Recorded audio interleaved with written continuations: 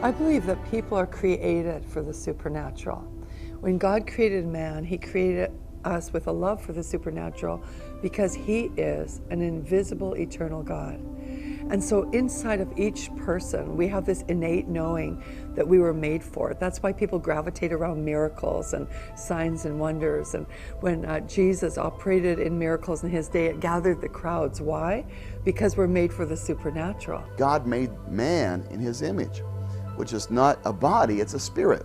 And so that spiritual part of us, every person alive has this hunger for spiritual intimacy, for the supernatural. Well, you could just see in our culture that there is so much hunger for people in regards to the supernatural. I mean, there's even a show on television called The Supernatural, and the reality is that we just don't get that from our natural world, and we hunger for that, and we desire that, and we desire to be in relationship and to experience the supernatural. We only live in 3 dimensions that we perceive, but I believe, and we believe, that science indicates that there are other dimensions that occupies the same space continuum in which we do. Within time, we have everything that we can connect to with our natural senses. But outside of time, there are other things that go on. There is an invisible realm around us. Literally another dimension. There is a spirit realm, and it's an everlasting spirit realm. You know, because many times you can be speaking to someone in this physical realm, and they can be saying one thing with their mouth, but in reality, they're a different person, there's a different message, and they're not telling the entire truth. But in the unseen realm, everything is visible in that invisible realm.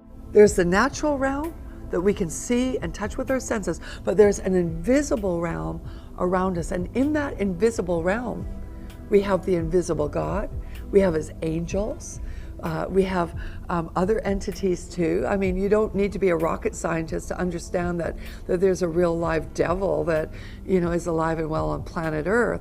But most of the time you don't see him manifest in the natural.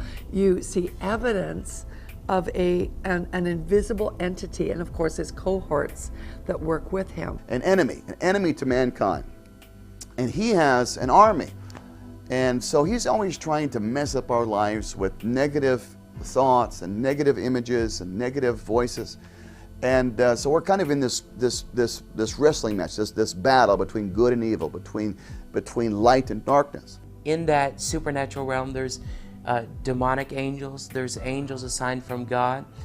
The Bible speaks about all different heavenly creatures, heavenly beings. People that don't know about those 2 worlds think that every voice is from God or every voice is good. That's just not true.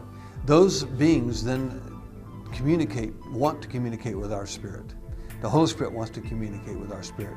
The enemy wants to communicate with our spirit. People in the world can contact the spirit realm, and they've been doing it for a long time. But it's if it's not done through Jesus Christ, then it's a demonic form of supernatural power. Even though they might not call it demonic, they might say, well, it's just New Age. Statistics show that 7 out of 10 kids are getting caught up into occult kind of experiences. So what I try to do is help people understand, what does God's voice sound like? It is encouraging, it is edifying, it is merciful, it is compassionate, it is all those things that we know God's nature to be. And then therefore, when something comes, you know, from the spirit realm into our thoughts that does not line up with that, we can recognize it as not him. So to me, the best way to study whose voice we're hearing is to get to know God.